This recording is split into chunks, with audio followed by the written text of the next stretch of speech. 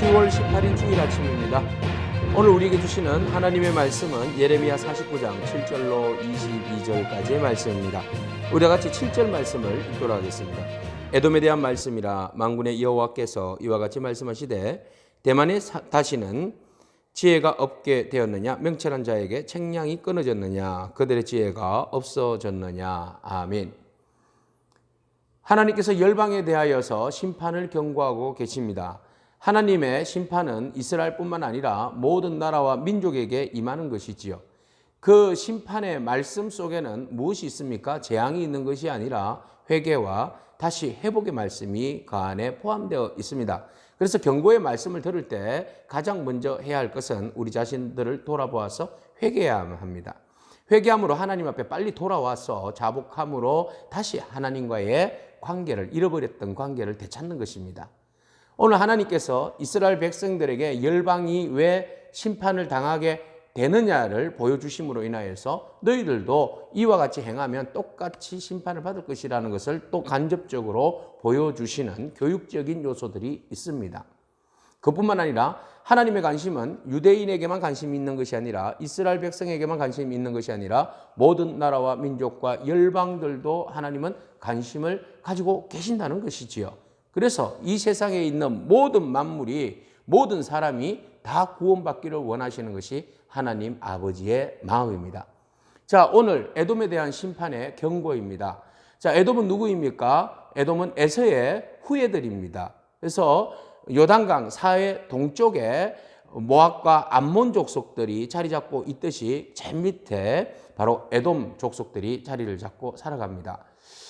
이스라엘 백성들도 좋은 꿀과 젖이 흐르는 땅에서 경작하고 살았지만 에돔 지역이라든지 모압과 암몬 지역은 꽤 높은 지역입니다. 산악 지역입니다. 그런데 산악 지역임에도 불구하고 샘이 많고 또 그곳에 물이 많아서 상당히 농사를 잘 짓고 또 그곳에 견고한 어떤 성들을 높은 난공불락과 같은 곳에 성을 쌓았기 때문에 이방 민족의 침입으로부터 좀 자유한 그런 아주 천혜의 환경을 가지고 있는 도시 국가들이 바로 에돔과 또 모압, 암몬의 그런 실적이기도 합니다. 에돔 족속 여전히 그렇습니다. 자, 그런데 말입니다. 하나님께서 그들을 지적하고 멸망의 원인이 무엇인지에 대해서 말씀하고 있는데 먼저 첫 번째는 지혜를 다루고 있습니다.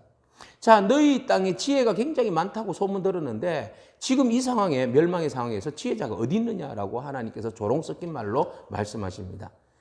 인간은 스스로가 지혜롭다고 말합니다. 세상의 모든 지혜가 나에게 있다라고 말하죠. 그러나 그 지혜는 하나님에게 견줄 수가 없습니다. 그래서 마지막 때에 너희가 지혜가 많다고 하면서 왜 내 지혜에 못 따라오느냐 이거죠. 너희가 그렇게 지혜가 많다고 하면서 하나님께서 징계하시는 그 징계 앞에 왜 꼼짝없이 당하느냐 이겁니다. 그 지혜자들 다 어디 갔느냐는 거죠.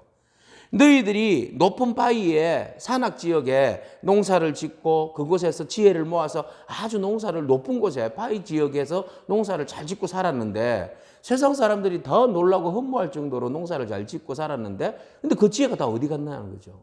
지금 그 지혜 어디에서 찾아볼 수도 없는데 그 지혜가 어디 갔냐고 지금 하나님이 그렇게 말씀하십니다.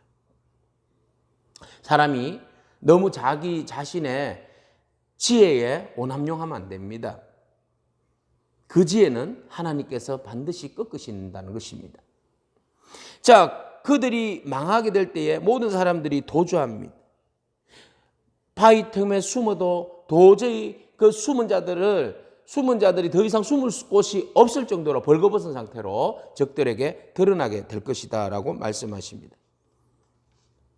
그들이 얼마나 그 도망가는 일들이 비참했으면 마치 산모가 그 아이를 낳을 때 지르는 비명처럼 그렇게 울음을 터뜨린다고 말합니다. 자, 그들이 자고하고 아주 교만했던 그들이 주위의 사람들로부터 굉장히 멸시를 받았고 그 다음 그 자신이 아주 작은 자들이 되었다고 말합니다. 16절에 하나님 말씀하십니다. 바위 틈에 살면서 산꼭대기에 점령하며 살아가는 너희들 스스로 자고하여서 잘난 줄 알고 교만한 마음을 가지고 있는 너희들이 이제 너희들이 어디에 있느냐. 너희의 그 교만한 곳에서 내가 다 끌어내렸다는 거죠. 그리고 마치 소돔과 고모라가 멸망했던 것처럼 너희들도 다 그렇게 멸망할 것이다.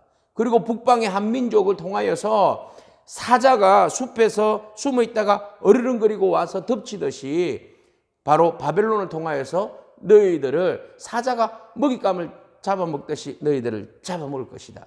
그리고 독수리가 아주 쏜살같이 날개를 치며 와서 쳐가듯이 너희들을 공격할 것이다. 예, 너희들의 그 비명소리가 얼마나 그 아프고 그 고통이 심한지 21절에 소리가 땅을 진동하고 부르짖는 소리가 홍해까지 들리리라.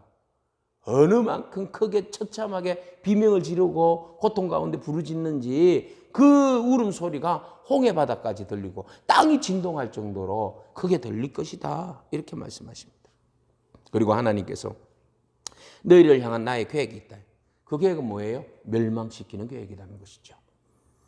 자, 이렇게 해서 결국은 에돔에 대한 하나님의 심판의 경고가 떨어졌습니다. 그들이 높은 곳에 살면서 지혜를 모아서 아주 잘 천혜의 그 혜택을 누리면서 잘 살았지만, 자고하고 살았지만 결국 그들이 심판받는 원인이 뭐였습니까? 그렇죠. 교만입니다. 자기의 머리, 자기 지혜, 그 지혜만 의지하다 보니까 하나님이 없는 거죠. 교만한 거죠. 자기들이 최고라고 이야기한 겁니다.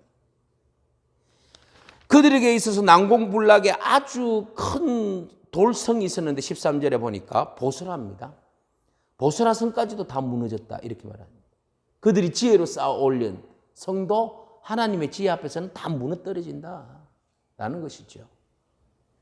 하나님은 에돔에게 경고합니다. 너희들이 아무리 지혜롭다고 해도 너희들 스스로가 교만하게 그렇게 굴어도 하나님 앞에서는 아무것도 아니다. 그 교만과 지혜 하나님이 후 하고 불면 한순간에 다 날아가 버린다. 여러분, 오늘 우리가 하나님 앞에서 지혜를 자랑하지 않기를 바랍니다. 지혜는 오직 하나님이 지혜이신 줄로 믿습니다. 하나님이 지혜의 근본이십니다. 그 지혜를 우리가 참 지혜를 누리기 위해서는 하나님 앞에 겸손해야 합니다. 하나님을 경외해야 합니다.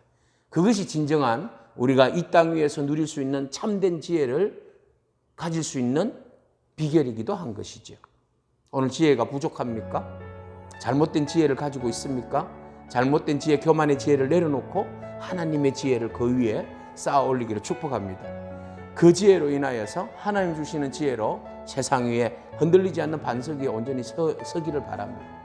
에돔 족속들은 바로 페트라, 페트라가 뭡니까? 반석이잖아요. 바위 위에 그들의 기초를 쌓아서 올린 사람들이. 겉으로 보기에는 바위 위에 세웠으니까 얼마나 튼튼하겠어요. 그런데 예수 그리스도 진리의 말씀을 바위에 세우지 않으면 그 어떤 견고한 반석이라 할지라도 무너질 줄로 믿습니다. 오직 예수 그리스도 생명의 말씀의 반석 위에 하나님의 지혜로 모든 것들을 건축하고 세워나가기를 축복합니다.